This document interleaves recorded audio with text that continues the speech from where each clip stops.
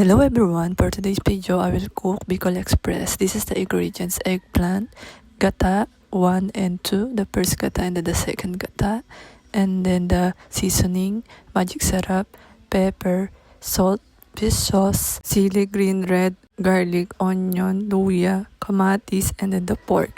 And then let's start cooking the oil, garlic,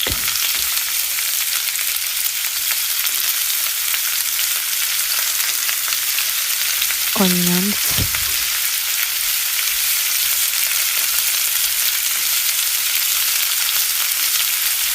luya,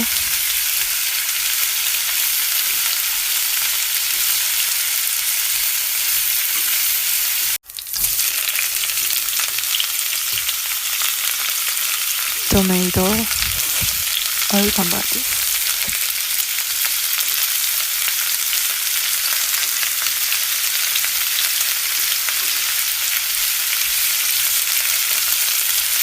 Since na golden brown na ang bawang at na-absorb na ng kamatis, nalagay na natin ang pork. And then, I don't add the water kasi magkakaroon naman siya ng water. This is the second gata, and then the first gata, and then optional, nag-add lang ako ng more gata para mas creamy siya. And then I added the second gata para lumambot siya instead of water. Kasi ma-absorb din yan ng baboy para lumambot talaga siya.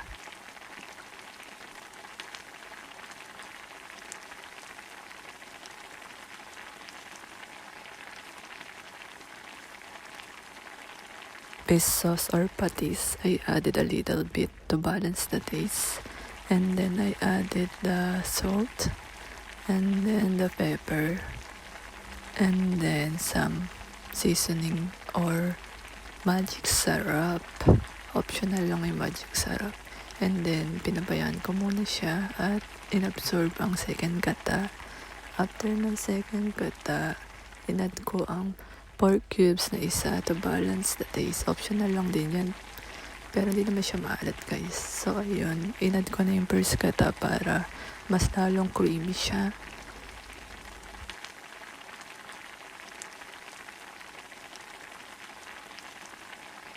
After a while, ayan na siya, guys. Nagmamantika na siya. Paluto na siya, guys, sa totoo lang. Pero, di ba ako na-contented? I mix a little bit, pero feeling ko nasunog na siya sa ganyan na part. At nilagay ko na ang additional na gata, yung binili ko ay nakasachet para more creamier.